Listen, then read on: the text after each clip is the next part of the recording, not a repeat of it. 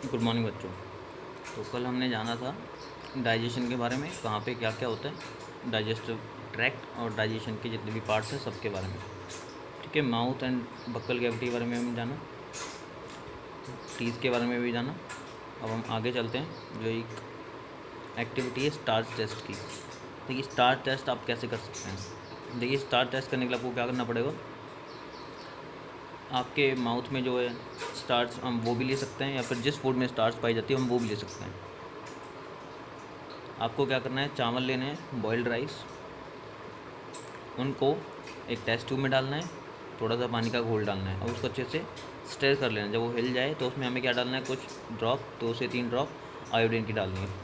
आप देखेंगे आयोडीन की ड्रॉप डालने के बाद उस सॉल्यूशन का कलर जो चेंज हो जाएगा, ब्लू कलर का हो जाएगा। ये ब्लू कलर इंडिकेट करता है कि चावल में स्टार्च प्रेजेंट है। ठीक है, अब हमारे मुंह में भी क्या होता है, हमारे मुंह में सलाइवरी ग्लैंड्स पाई जाती हैं। ठीक है, तो आपकी जो टंग है, जो एक फ्लैशी ऑर्गन है, जो चीज़ों को टेस्ट करने का काम आता है, उसके नीचे की तरफ होती हैं। वो क्या करते हैं, सलाइवा को सीक्रेट करने का काम करती है। ये सलाइवा क्या करती है, फूड को निगलने में हेल्प करता है। अब है स्वीट्स एंड टूथ डिके। देखिए स्वीट्स मतलब मिठाइयाँ, टूथ डिके मैं आपको समझा देता हूँ। आपने देखा होगा कई बार बच्चों के दांतों में कीड़े लग जाते हैं। वो कीड़े लग जाते हैं, वो एक्चुअल में होता क्या है, टूथ डिके होता है। इसमें होता क्या है, आप खाना खाते हैं और ब्रश वगैरह नहीं करते हैं। ब्रश नहीं करने से उन दांतों पे क्या आ जाता है, बैक्टीरिया आ जाते हैं। बैक्टीरिया आकर के धीरे धीरे आपके मुंह में जो खाना चिपका हुआ उसको धीरे धीरे वो खाते रहते हैं। जब वो उसको खाते हैं तो एसिड का फॉर्मेशन उनके अंदर होता है, जो आपके दांतों पे निकल जाता है। वो एसिड क्या करता है, टूथ डिके का कारण बन जाता है और आपके दांतों में कैविटी हो जाती है। ये आपका होता है टूथ डिके। ठीक है, ये आपका देखिए टंग का डायग्राम है। इसमें 4 रीजन बना रखे हैं। ये रीजन क्या करते हैं, डिफरेंट डिफरेंट टेस्ट को बताते हैं। कोई जैसे कि सॉल्टी, ठीक है, सार, स्वीट, इस तरह का टेस्ट और बिटर टेस्ट इनके बारे में बताते हैं। द फूड पाइप ईसोफेगस, ये क्या करता है, फूड को निगलने के काम आता है।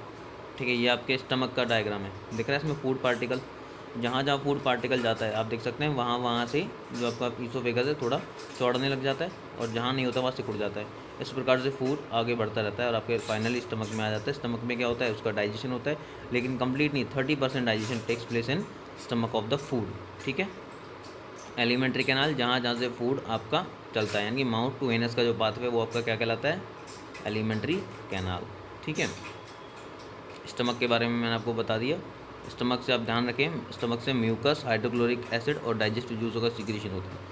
किसका, म्यूकस लार्ज जैसा सब्सटेंस होता है, हाइड्रोक्लोरिक एसिड HCl और डाइजेस्टिव जूस जो कि खाने को पचाने के काम में आते हैं।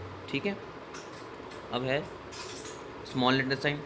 स्मॉल इंटेस्टाइन आपकी बॉडी का वो पार्ट है जो कि 7.5 मीटर लॉन्ग होता है और फूड का कंप्लीट डाइजेशन यहीं पे ही होता है। ठीक है, अगर आपसे पूछे where does the complete digestion of food takes place, तो आपका आंसर क्या होगा, स्मॉल इंटेस्टाइन। ठीक है, अब स्मॉल इंटेस्टाइन में लीवर से एक गॉल ब्लैडर जुड़ा होता है, वहाँ से एक जूस आता है जिसको हम बोलते हैं बाइल जूस। ठीक है, वो जो फैट्स को तोड़ने का काम करते हैं, आप चिकनाई वाली चीज़ें खाते हैं उनको तोड़ने का काम करता है। पैंक्रियाटिक जूस होता है जो कार्बोहाइड्रेट्स पे, फैट्स पे, प्रोटीन वगैरह पे काम करता है, वो उनको तोड़ने के काम आता है।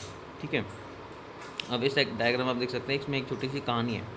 ठीक है, इसमें क्या होता है, एक बार एक आदमी को गोली लग जाती है। ठीक है, वो अपना इलाज करवाने डॉक्टर के पास जाता है, तो डॉक्टर उस पेशेंट, और वो गोली लगती है उसके पेट के पास। ठीक है, जैसा कि आप इस डायग्राम में देख सकते हैं। अब डॉक्टर पेशेंट से बताता है कि तुम्हारे यहाँ गोली लगी, थोड़ा सा छेद हो गया है, तो अगर तुम्हारी परमिशन हो तो मैं इसकी स्टडी कर लूँ। तो डॉक्टर उसकी स्टडी करता है, बाहर से ही बॉडी के अंदर झांक करके बताता है कि ऐसा ऐसा डायग्राम हो रहा है, स्टमक में ये चीज़ें हो रही हैं, जूस का सेक्रीशन हो रहा है। तो उसने अपनी थ्योरी दी, ये एक सच्ची घटना पे आधारित है, तो यहाँ पे आपको बताया हुआ है। ठीक है, अब absorption in the small intestine. Small intestine में एब्जॉर्प्शन यानी कि खाने के अंदर जो 5 तरह की जो चीज़ें, carbohydrate, fats, protein, vitamin, mineral, उनको एब्जॉर्ब वहाँ पे कर लिया जाता है। स्मॉल इंटेस्टाइन के अंदर वाली वॉल पे बहुत सारी फिंगर लाइक स्ट्रक्चर होते हैं, इनको बोलते हैं विलाई।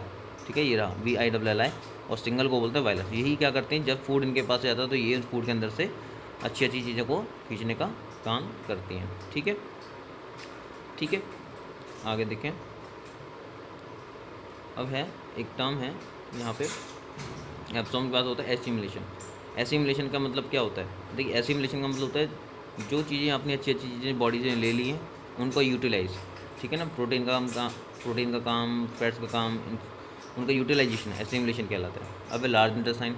लार्ज इंटेस्टाइन ज़्यादा बड़ी नहीं होती, वो 1.5 मीटर बड़ी होती है। अब देखिए अगर हम लंबाई की बात करें तो लार्ज इंटेस्टाइन लंबी होती है, लेकिन सॉरी, अगर हम लंबाई की बात करें तो स्मॉल तो लंबी होती है लेकिन लार्ज छोटी होती है, लेकिन डायमीटर लार्ज का बड़ा होता है, स्मॉल का छोटा होता है। ठीक है, इसमें क्या होता है, लार्ज इंटेस्टाइन वाटर और सॉल्ट का एब्जॉर्प्शन हो जाता है और उसके बाद जो वेस्ट रह जाता है उसको एनस के थ्रू बाहर निकाल दिया जाता है, जिस प्रोसेस को बोलते हैं इजेशन। क्या बोलते हैं?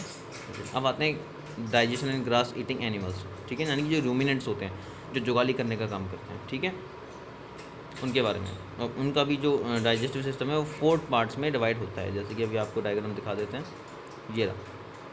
ठीक है, ये जो है एक रूमिनेंट है, इसका जो पार्ट है वो 4 पार्ट में डिवाइड होता है और इनमें डबल डाइजेशन होता है। जितने भी रूमिनेंट्स हैं, जुगाली करने वाले जानवर हैं, उनमें क्या होता है, डबल डाइजेशन होता है। डबल डाइजेशन इसलिए होता है क्योंकि ये हमारी तरह खाना पका कर नहीं खाते। ठीक है, ये डायरेक्ट जो उन्हें अर्थ से मिला उनको डायरेक्ट ये खा जाते हैं। ठीक है, वो क्या करते हैं, घास वास जो उन्हें खाते हैं वो उन्होंने चबाया और उनके स्टमक वाले पार्ट जिसको रूमेन बोलते हैं वहाँ पे जाके इकट्ठा हो जाता है। रूमेन में जाने के बाद एक बार वापस से ये उसके माउथ में आता है, फिर वापस से इनका डाइजेशन होता है। रूमेन से रेटिकुलम में जाएगा, फिर इनके स्मॉल इंटेस्टाइन में आएगा, फिर लार्ज में, फिर ये बाहर निकल जाएगा। तो इस प्रकार से इनके अंदर ये डाइजेशन आपको देखने को मिलता है। अब यहाँ पर डायरिया के बारे में बता दें। कई बार क्या होता है, आप स्टील फूड खा लेते हैं या फिर अच्छी क्वालिटी का फूड नहीं खाते हैं तो आपको डायरिया हो जाता है। तो उसमें क्या होता है, आपकी बॉडी से एक्सेस वाटर लॉस हो जाता है। तो आपको एक ORS का घोल दिया जाता है, यानी ओरल रिहाइड्रेशन सॉल्यूशन, जो आपको पीना होता है और जिससे आपकी बॉडी के अंदर जो पानी की कमी आई है वो ठीक हो जाती है। देखिए, कर्ड होता है जो पार्शियली डाइजेस्टेड फूड होता है, उसको हम क्या बोलते हैं, कर्ड बोलते हैं। ठीक है, रूमिनेशन और रूमिनेंट्स। रूमिनेशन यानी जो एनिमल्स हैं वो अपने खाने को जो चबाते रहते हैं, जुगाली करते रहते हैं, उसको बोलते हैं रूमिनेशन, और इस तरह के जानवरों को रूमिनेंट बोलते हैं। देखिए, सेलुलोज। अब जानवरों में डबल डाइजेशन क्यों होता है, क्योंकि ग्रास किस में रिच होती है, सेलुलोज में। सेलुलोज को डाइजेस्टिव सिस्टम जल्दी से पचा नहीं पाता है, तो इसलिए इनमें डबल डाइजेशन होता है। ठीक है, और आप इसको पढ़ के देखें, आप इसमें भी यही आपको देखने को मिलेगा। अब feeding and digestion in amoeba. देखिए, अमीबा की जो शेप है इस प्रकार की दिखा रखी है, लेकिन अमीबा की कोई शेप फिक्स नहीं होती। ठीक है, अमीबा जो नाम है एक अमोइबे वर्ड से लिया हुआ है। जापान में जैसे साधु महात्मा नहीं होते हैं जो भेष बदलते हैं, तो उनको नाम पे दिया, उनको अमोइबे बोला जाता था, तो उसी नाम से क्या बन गया, अमीबा।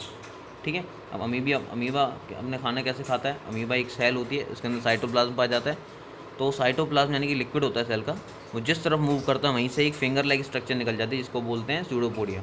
तो स्यूडोपोडिया क्या करता है, उस फूड को कैप्चर करता है। जैसे आप इस डायग्राम में देख सकते हैं, ये जो 2 उभार दिख रहे हैं, ये स्यूडोपोडिया हैं और बीच में इनके क्या फूड पार्टिकल। तो ये स्यूडोपोडिया इनको ट्रैप कर लेता है और बॉडी के अंदर ले जाता है। ठीक है, इस तरह से अमीबा अपना खाना खाता है।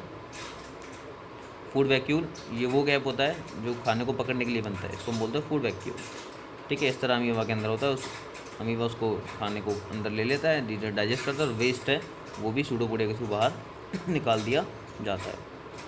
अब बात आती है क्वेश्चन आंसर्स की। तो ये फिलअप्स हैं, टेक द करेक्ट हैं, आप इनको अपने आप कर सकते हैं। अब देखिए, क्वेश्चन आंसर्स पे हम आते हैं। Water villi. Water is the location function. Villi क्या होता है, स्मॉल इंटेस्टाइन के अंदर फिंगर लाइक प्रोजेक्शंस होते हैं, है ना। ये क्या करते हैं, एब्जॉर्व करने का काम करते हैं। बाइल कहाँ प्रोड्यूस होता है, बाइल होता है, आपने देखा वो लीवर के नीचे ग्लैंड पाई जाती है जिसको बोलते हैं गॉल ब्लैडर, वहाँ बाइल प्रोड्यूस होता है। ठीक है ना। ये क्या करता है, फैट्स को तोड़ने का काम करता है। Name type of carbon that can be digest by ruminants but not by humans. वो होता है वो सेल्यूलोज। ठीक है, जो घास में होता है, क्योंकि इसका हम डाइजेस्ट नहीं कर पाते, लेकिन एनिमल कर लेते हैं क्योंकि उनका डबल डाइजेशन होता है, हमारे अंदर सिंगल डाइजेशन होता है। Why do we get energy from glucose, क्योंकि ग्लूकोज से हमें आपको जल्दी एनर्जी क्यों मिलती है, क्योंकि ग्लूकोज का जो ब्रेक डाउन है, डाइजेशन बहुत जल्दी होता है। विच ऑफ द पार्ट, ये आप अपने आप करेंगे। Right one similarity and difference between the nutrition amoeba and humans. देखिए, अमीबा में क्या होता है, समझ लीजिए स्यूडोपोडिया, हमारे अंदर कोई स्यूडोपोडिया नहीं होते। ठीक है, एनर्जी जो एब्जॉर्ब एनर्जी वो विद इन द सेल ही रहती है। तो 1-1 हो गया दोनों में, मैच आप खुद करेंगे। ये आपका डाइजेस्टिव सिस्टम है। देखिए, इसको आपको लेबल करना है, आप अपनी रफ कॉपी में इसकी प्रैक्टिस करें। देखिए, मैं आपको बता देता हूँ।